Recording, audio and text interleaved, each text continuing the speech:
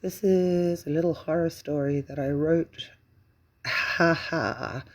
and based on my life at the time, which was not great. And I like dark Alice in Wonderland stories, okay? Don't at me. I was an angsty teenager. And I love, what's his name? Philip K. Dick. So, thusly, this is entitled Through a Looking Glass, Darkly. Chapter 0, Mania. I've been seeing things in mirrors lately. My reflection doesn't always move when I do, and last night in the bathroom, she winked at me.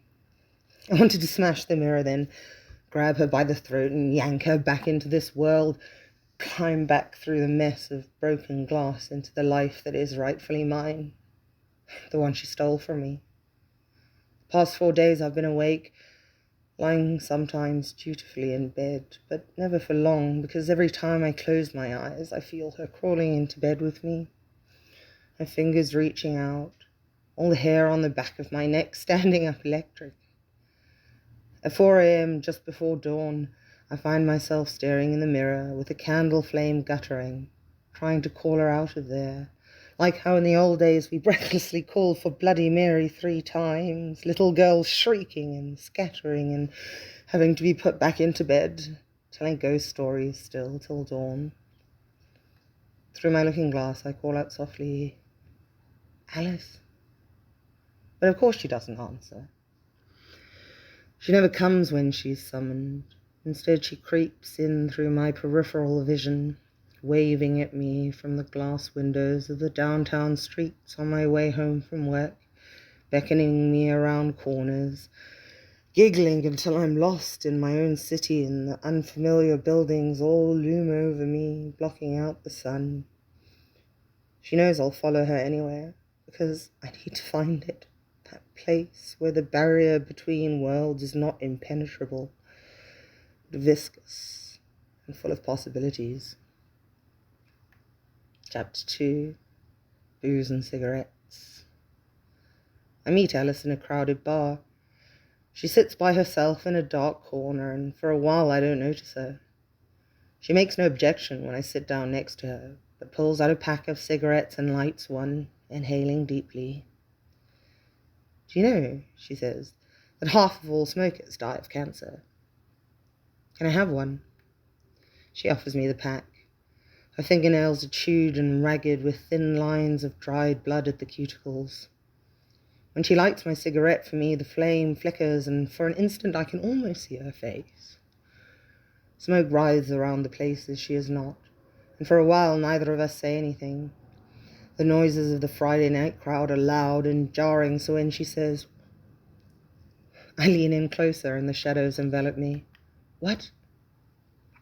"It was gin, you know, that made me smaller, and vodka makes me bigger, but sometimes it's hard to tell which is which." The ice cubes in her glass have almost melted, vague distortions in a clear liquid. They clink as she swirls the glass around and drains what's left. "Another one? On me?" I ask, and when she hands me her glass, the bitterness of quinine catches me in the back of the throat. Something glints in the shadows that may or may not be a smile. When she opens a new pack of cigarettes, she tears off the foil at the front and back, shredding the silvery paper into neat strips. When I get back from the bar, she's gone. Chapter 3, Dakar. Conversations with Alice. 1:37 a.m. That's the thing. That's exactly it. Your story, a journey into the subconscious mind, the Jungian shadow, if you will. The looking glass, Alice, is just the part of us we all prefer to hide. That face that leers at us out of the mirror when we know we are not going to like what we see. All the other characters too. The caterpillar is superego, Cheshire Cat, the ego, the tester of reality, and Red Queen as an insatiable and rampaging id, and the kitten, What was her name again? The kitten, of course, represents the wounded child that we seek within ourselves so desperately. So really, if you think about it, the process was psychoanalytical, an allegory, don't you think? I'm feeling pleased with myself, and I take another toke.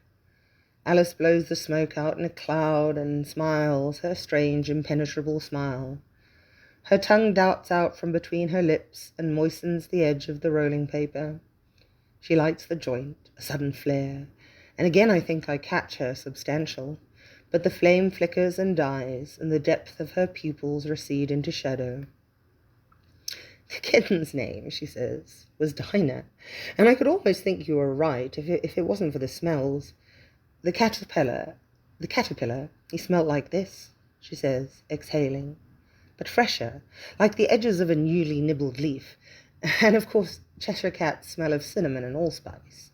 You can always tell that something is real by the smell of it, don't you see?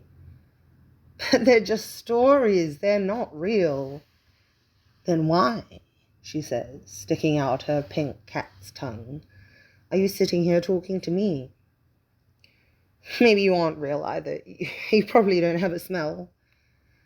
Her hand reaches out and brushes against my face, and for a moment I'm in my grandma's basement, the smell of old moldy paper from stacks of National Geographic magazines, and something else, laundry and rats long dead in pipes.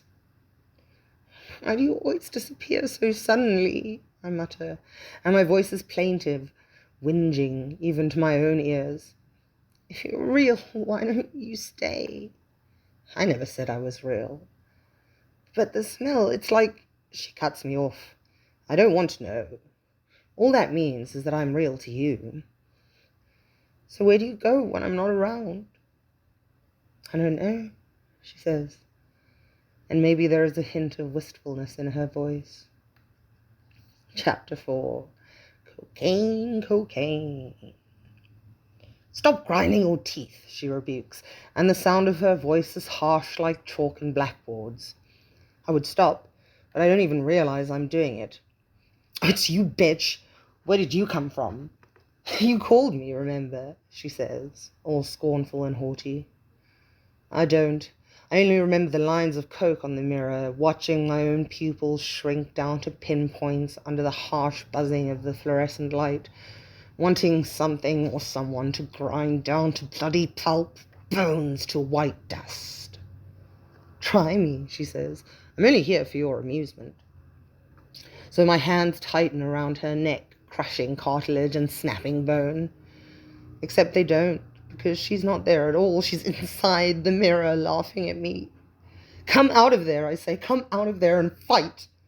The trouble with you is you don't know whether you want to fight or fuck.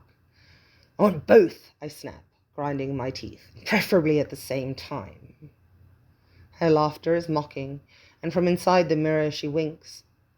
I think in this case, she said, you would only be fucking yourself. So be it then.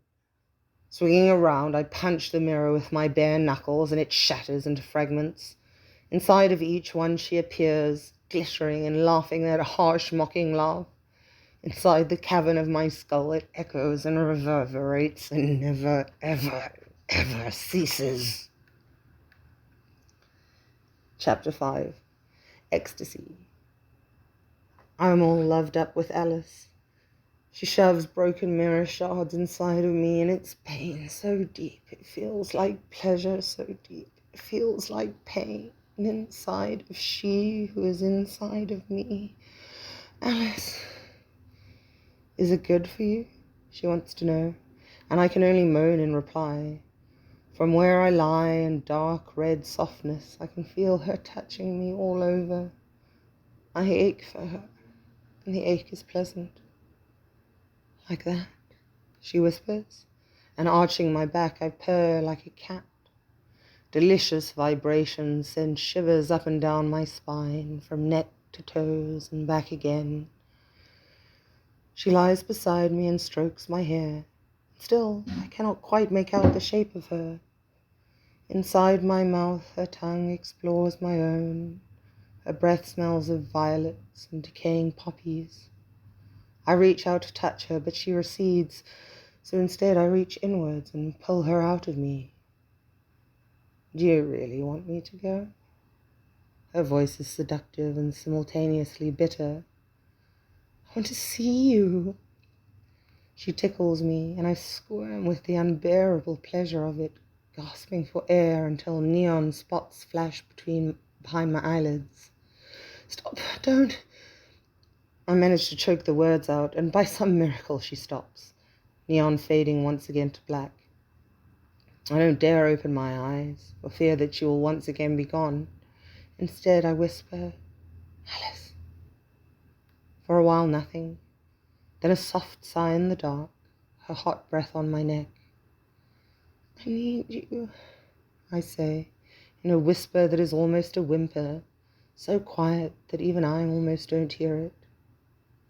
I know, she says, and the touch of her hand is gentle as she strokes me up and down. Chapter 6. The Magic of Mushrooms. So did you just hallucinate that you were bigger? I ask, and laughingly she answers, no. Those, she giggles, were different mushrooms. Her giggles fill the air and surround her in big floating blobs. I prick one, and instead of a satisfying pop, it explodes with a sigh. I try to push them aside so I can finally see her, but she keeps on giggling, and her giggles begin to fill the room.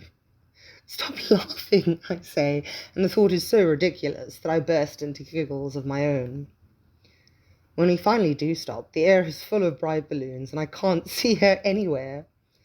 Over here, she calls out, and I run to her, pushing my way through the laugh bubbles, careful not to damage them.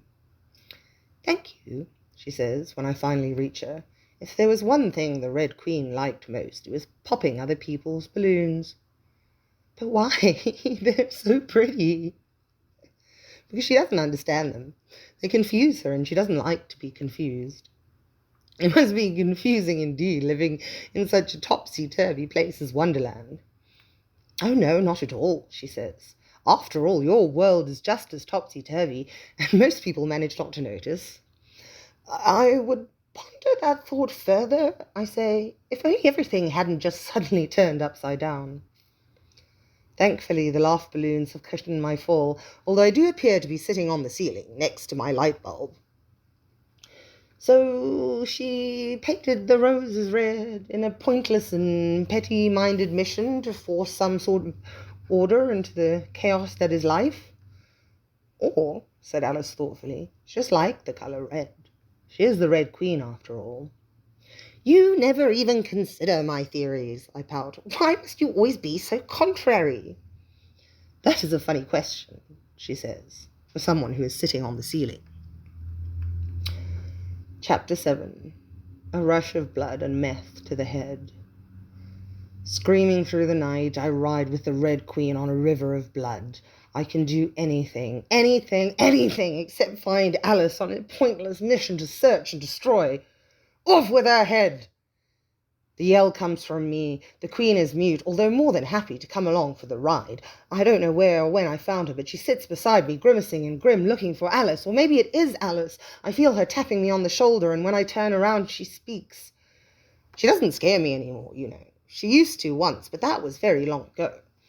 And it's true. The old bitch sits there, imperious and silent, staring dead ahead at nothing. Well, damn it! How else can I get rid of you? I thought you were looking for me. I'll go if you like. No, I mean, please, I don't know what I mean. I just don't think I can do this anymore. Either I have to find you or I have to give you up. Please, where are you? Let me see your face.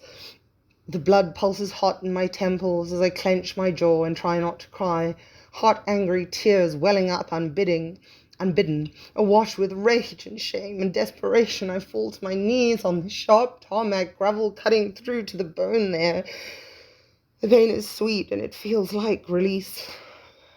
For a moment, her hand touches my cheek and I lunge for her, but once again she slips away. Chapter 8. Sleeping pills. Lots of them.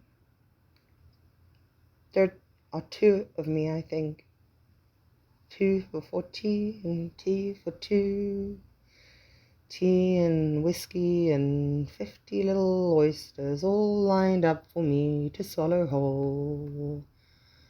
After 10 or so, the mirror starts to shimmer, and I know I've found her, my Alice. I touch my hand to the surface of the mirror, and it gives way under my fingers, soft and heavy like mercury. She slides onto me like a glove and covers my hands, my arms, my chest and neck, creeps inside my nostrils and my ears and mouth, filling me up.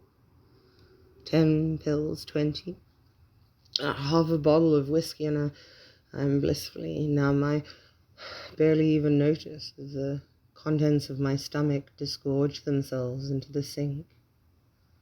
By now, it's not my stomach anymore, just a hunk of meat that hovers in the edges of my consciousness, attached to me only in the most abstract of ways. All that matters now is Alice and me, together at last. She stares at me in the mirror, and I can see her clearly. Her eyes are sad and full of tenderness, pools of limpid blue. Her face looks like mine, but it's not mine. There are two of me, I think, both broken, each only half. She reaches out and cradles my face, one gesture of infinite sweetness before we pass out in the dirty bathroom floor, head hitting vomit-stained sink on the way down, the slickness of blood on brown tile. Chapter 0. Again. The drugs they give you to make you feel normal. I'm inside the mirror now. Everything is quiet here. The nurses wear white, and every evening they give me a small plastic cup full of brightly colored pills, like the mixed sweets you see in the shops at Christmas. At night I sleep. There are no dreams. In the daytime I sit in the courtyard in the sun, but through the haze of the mirror I can't quite feel the warmth of it on my face. Everything in the world is covered with the shiny vacuum-sealed cover they put over couches sometimes, and I can't reach past it. When I tell this to the doctors, they write it in their files, and sometimes my candy assortment changes color, but they never make me taller or shorter, only numb and groggy and not quite there. When I press my hand against the mirror in the bathroom, it's cold and solid, never yielding to my touch. On this side of the mirror, objects behave themselves and never are what they are not. In another room, a woman is crying softly. I stare at my reflection, willing tears to come, but they never do. Not anymore. Instead, the girl in the mirror stares back at me with an expression on her face like she just thought of a sad song, but she can't remember the words.